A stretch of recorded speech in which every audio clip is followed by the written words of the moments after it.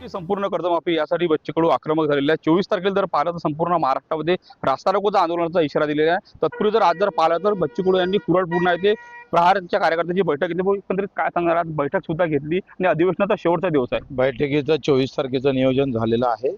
शेतकरी कर्जमाफी असेल, मेंढपाळ असेल, शेतमजूर असेल आणि तिकडे दिव्यांगाचं मानधन असणार, या विविध प्रश्नावर सरकारनं आम्हाला काही शब्द दिले होते. अधिवेशनात काही घोषणा करणार होते. आज शेवटचा दिवस आहे. आमचं तिकडे लक्ष लागून आहे. पण प्रचंड प्रतिसाद राज्यभरात भेटत आहे. अनेक लोकांनी, जसं अमोल कोल्हे खासदार असेल, लंके असेल, यांनी सगळ्यांनी पाठिंबा दिलेला आहे.